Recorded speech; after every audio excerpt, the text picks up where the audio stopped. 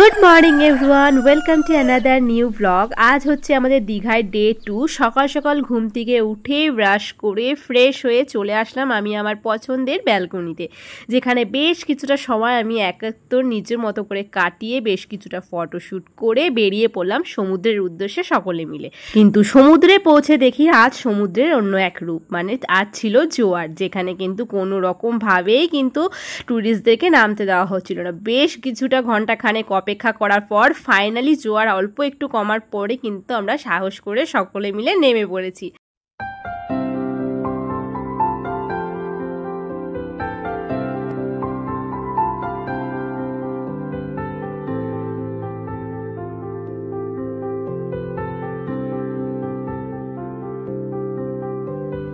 প্রাণ দিতে চাই, মন দিতে চাই, সবটুকু ধ্যান সারাক্ষণ দিতে চাই তোমাকে।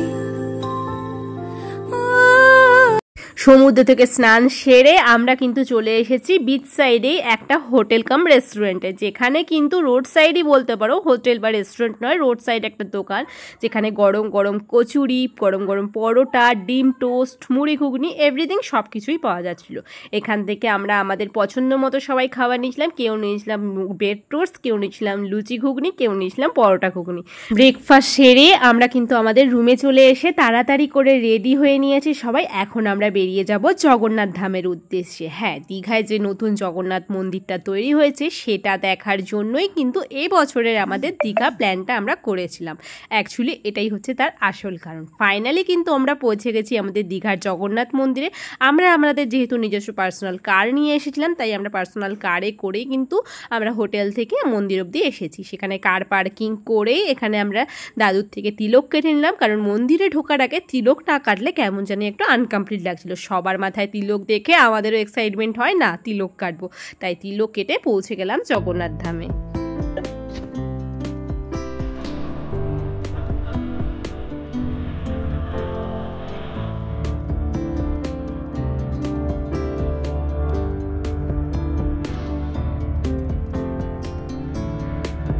আর এই হচ্ছে আমাদের দীঘার নতুন জগন্নাথ মন্দির, যেটা কিন্তু বিশাল বড় এলাকা নিয়ে। তোমরা হয়তো কতটা ক্যামেরায় বুঝতে পারছো আমি জানি না, কিন্তু প্রচুর বড় এলাকা নিয়ে, পুরীর থেকে বেশ অনেকটা জায়গা কিন্তু এখানে বেশি রয়েছে। ভিতরে ঢুকতে কিন্তু 3টে দুয়ার পড়ে, 3টে দুয়ার পড়ার পরে কিন্তু আমরা জগন্নাথের দর্শন পাই। তো এটা হচ্ছে সেই প্রথম দুয়ার, আর এটা হচ্ছে দ্বিতীয় দুয়ার। আর মন্দিরের চারপাশ থেকে কিন্তু গোল করে একটা পদ্ম পুকুর বানানো হয়েছে, যেটা কিন্তু পদ্ম চাষ করা হয়েছে। আর ছোট ছোট করে পদ্ম ফুল ফোটাতে পুকুরটা বেশ সুন্দর লাগছে দেখতে। আর খুব সুন্দর কিন্তু মন্দিরটা নেট অ্যান্ড ক্লিন, মানে কোনোভাবেই মানুষের অসুবিধা হবে না। আর যদি তোমরা শনি রবিবার যাও তাহলে হয়তো তোমরা এতটা ভালোভাবে কিন্তু জগন্নাথ দেবের দর্শনও করতে পারবে না, আর পুরো মন্দিরটা ভালো করে ঘুরেও দেখতে পারবে না। তাই আমি সাজেস্ট করবো সোম থেকে শুক্র তার মধ্যে কোনো একদিন যাওয়ার জন্য, আর সকাল সকাল গিয়ে পুজোটা দিয়ে আসলেই ভালো হবে। আর শনি আর রবিবারে প্রচন্ড পরিমাণে ভিড় থাকে, সেই কারণে কিন্তু প্রচুর লাইনও পড়ে, মানে লাস্ট গেট অব্দি লাইন পড়ে, এতটাই ভিড় থাকে। তাই কিন্তু আমরা মঙ্গলবার দিনটা সিলেক্ট করে সেই দিন এসেছিলাম, প্রচুর ফাঁকা ছিল আর খুব সুন্দর ভাবে পুরো মন্দিরটা ঘুরে দেখতে পেয়েছি। তাহলে চলো এবার আমি তোমাদেরকে আমার ভিডিওর মাধ্যমে জগন্নাথ দেবকে একদম সামনের থেকে দর্শন করাই।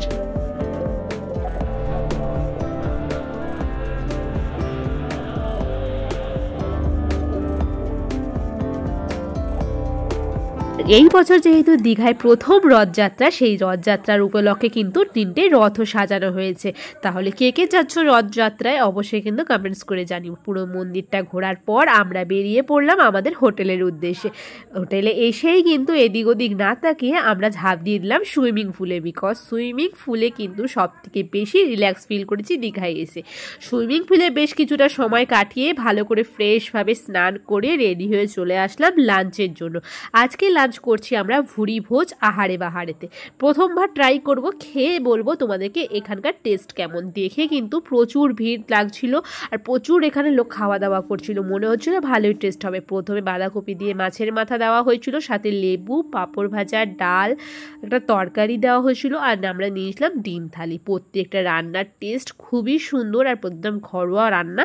তো তোমরা কিন্তু একবার হলেও এই ভুরি ভোজ আহারে পাহাড়েতে ট্রাই করতে পারো। রান্নাটা সত্যি খুব সুন্দর, মনে হবে একদম ঘরে বসে খাচ্ছি।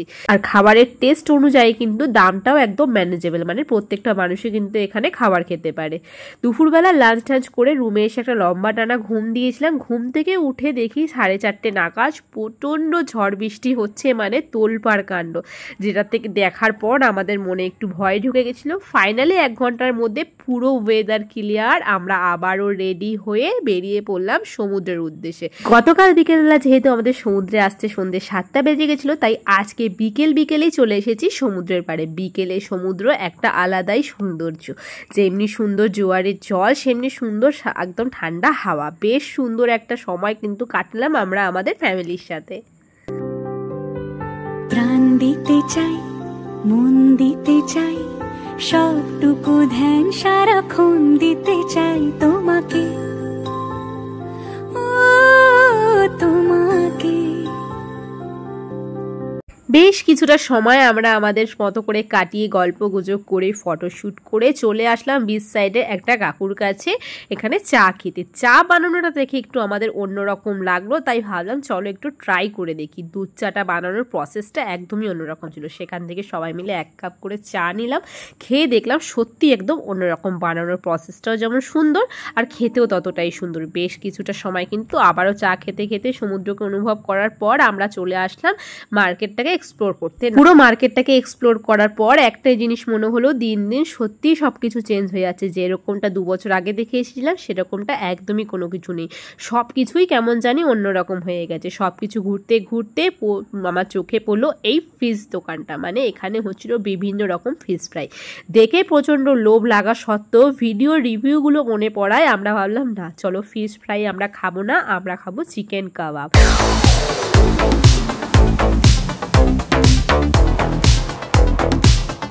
চিকেন সাটেটা দেখতে যতটা অ্যাট্রাকটিভ, খেতেও কিন্তু ঠিক ততটাই টেস্টি। আমাদের কিন্তু বেশ ভালো লেগেছে। আমি কিন্তু নিজে ট্রাই করার পর অনেস্ট রিভিউ অলওয়েজ দিয়ে থাকি, এবারও দিচ্ছি। তোমরা কিন্তু নিশ্চিন্তে চিকেন সাটেটা ট্রাই করতে পারো। আমি ফিশ ফ্রাইটা রিভিউর ভয়েই কিন্তু শেয়ার করিনি, বিকজ আমাদেরকে কিন্তু কালকেই ব্যাক করতে হবে, তাই রিস্ক আর নিলাম না। আমরা চিকেন সাটে খাওয়ার পর চলে আসলাম কিন্তু আরও একটা হোটেল কাম রেস্টুরেন্টে, কারণ আমাদের কিন্তু ডিনারের সময় অলরেডি হয়ে গেছিলো। তাই এখান থেকে নিয়ে নিলাম আমরা 1 প্লেট করে সবাই চিকেন বিরিয়ানি, যার দাম পড়েছিল কিন্তু মাত্র 100 টাকা। 100 টাকায় কোয়ালিটি কোয়ান্টিটি দুটোই মোটামুটি ঠিকঠাকই ছিল। তাই পেট ভর্তি করে বিরিয়ানি খেয়ে আমরা চলে আসলাম রুমে। আজ প্রচণ্ড গরম থাকায় মনে হচ্ছিল রুমটা একটু শান্তির জায়গা, তাই রুমে এসে একটু শান্তিতে এবার ঘুমোবো। তো চলো আজকের ব্লগটা এখানেই শেষ করলাম। দেখা হচ্ছে তোমার সাথে দীঘার পার্ট 3 নিয়ে। ততক্ষণের জন্য সবাইকে টাটা।